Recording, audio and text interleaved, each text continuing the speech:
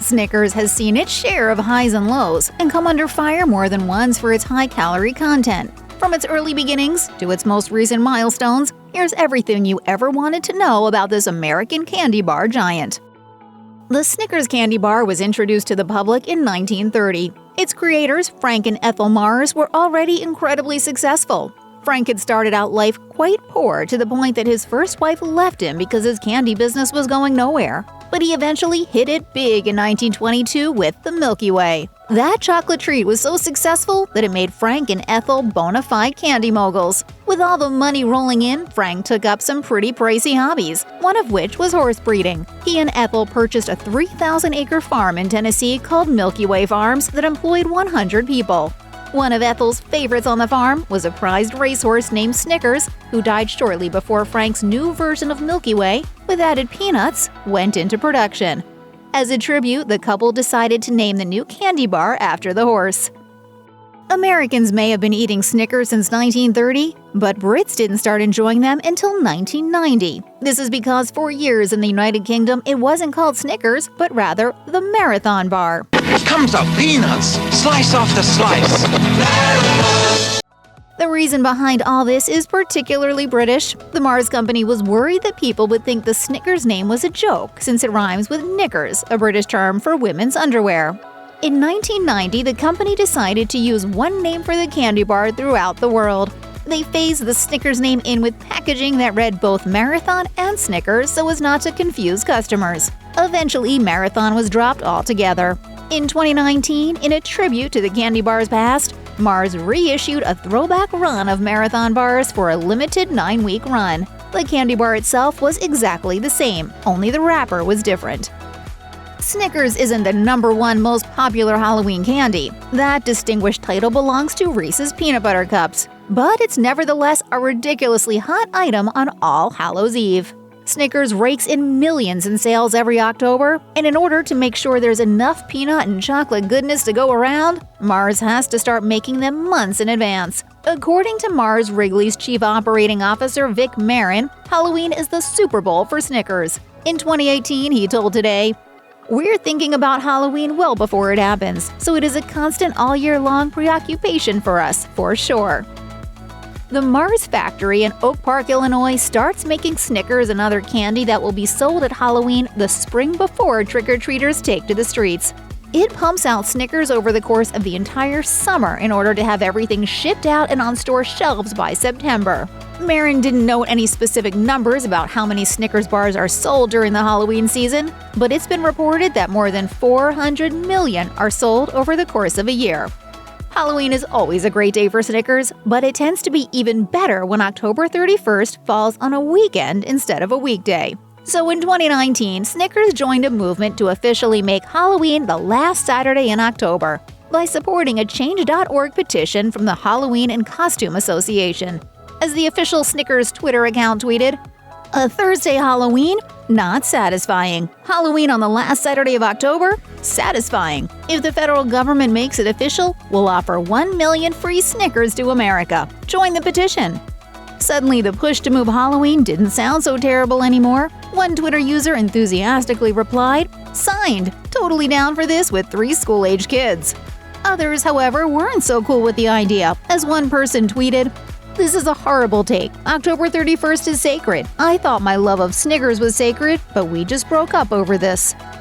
Obviously, Halloween is still on track for October 31st each year for the foreseeable future. Nice try, though, Snickers. In 1984, Snickers and M&M's were designated the official snack food of the 1984 Olympics. Nutritionists were less than pleased. As dietitian Edward C. Goodstein said at the time, "The present labeling is misleading in that it leads consumers to believe that these candies are endorsed by the Olympic Games as a nutritious snack food choice." Mars secured the official snack endorsement of Snickers by paying the Olympics $4 million, along with free candy for all the competing athletes. Goodstein and other nutritionists were concerned that the promotion would lead to kids believing that if they ate Snickers or M&M's, then they would become athletes. It was an understandable concern, especially when Snickers had Olympians promoting it in commercials. After I eat a Snickers bar, it takes away that hunger feeling and allows me to concentrate on downhill. Snickers didn't back down from the criticism, though, as Mars nutritionist Dr. Daniel Rosenfield insisted, athletes do have greater demand for energy, and candy is one way to get it. Despite what the sponsorship of the 1984 Olympics would have you believe, Snickers is by no means a health food. This might sound obvious for a lot of people, but the Mars company has been blasted by nutritionists for years, and that criticism reached a boiling point in 2012. Spurred by public health movements like Michelle Obama's Let's Move campaign, Mars decided that it would work to help combat the childhood obesity epidemic rather than contribute to it. This meant reducing the size of the standard 280-calorie Snickers bar by 12%. The company also rolled out the standard public relations response about how its products should only be enjoyed in moderation. But this did appear to be a genuine attempt at making a positive change. In addition to shrinking the regular Snickers, Mars revealed that they'd be swapping its hefty king size for a to-go version that contained 2 Snickers bars of 220 calories each in a resealable package. Whether or not customers actually save the second bar for later is up to their own willpower. Snickers' early TV commercials were animated spots geared towards kids, but these days they're better known for ads with hangry celebrity icons like Joe Pesci. These "You're Not You When You're Hungry" commercials helped reverse a downward trajectory that the brand was facing. The first of the ads featured Betty White and Abe Vigoda in a football game that aired during the 2010 Super Bowl. It ended up being the highest-rated commercial on USA Today's annual Super Bowl ad meter. More commercials followed, with everyone from Robin Williams to Aretha Franklin. Even fictional monsters, the Gremlins, found their way into a spot. Popular commercials with celebrity cameos are often pretty good for business, and Snickers accordingly saw their sales increase by nearly 16%. That's not too shabby for a brand that was 80 years old at the time. Miss Monroe, eat a Snickers. Why? You get a little cranky when you're hungry. Better? Much better. One recent Snickers product removed the peanuts altogether while swapping in creamy peanut butter. As brand director Josh Olkin said in a press release, "We listened to our consumers' desires for new tastes like almond butter and paired it with an innovation on texture. With creamy Snickers bars, our fans can discover new tastes and can now get Snickers satisfaction in both crunchy and smooth." Unlike the regular Snickers candy bar, the peanut butter version came in small square sizes. It was clearly designed to steal some of the thunder away from ever-popular Reese's Cups, but reviews were a bit lukewarm. The Spruce Eats tasted the version that came with both peanut butter and peanuts and declared that the combination of peanut butter and nougat made the taste of the caramel virtually undetectable, and that it had a gritty texture. It should go without saying that gritty is never a positive way of describing a chocolate candy bar. The new Snickers also came in almond and maple butter versions that got a bit of a mixed reception as well. Taste of Home's reviewer, for example, really liked the peanut butter and almond butter versions, but thought the maple butter was a bit too sweet. The folks at Mars are always experimenting with ways to add new twists to Snickers. Sometimes that means simply adding more of what's already inside, like caramel and peanuts, while other times it gets a bit more bizarre. And the strangest Snickers to date has to be its attempt to transform itself into a caffeinated energy bar in 2008. In addition to the usual peanuts, Snickers Charged also included taurine and 60 milligrams of caffeine. As Mars Vice President Michelle Kessler described it, "It offers consumers a bar of substance and a delicious and satisfying way to tackle the afternoon hours when one needs to repower." Snickers Charged contains slightly less caffeine than a cup of coffee, but dietitians were concerned more about the 250 calories of sugar that it also included. This wasn't the only time a candy bar tried to take on Red Bull and other energy drinks, as Butterfinger tried it a year later with Butterfinger Buzz.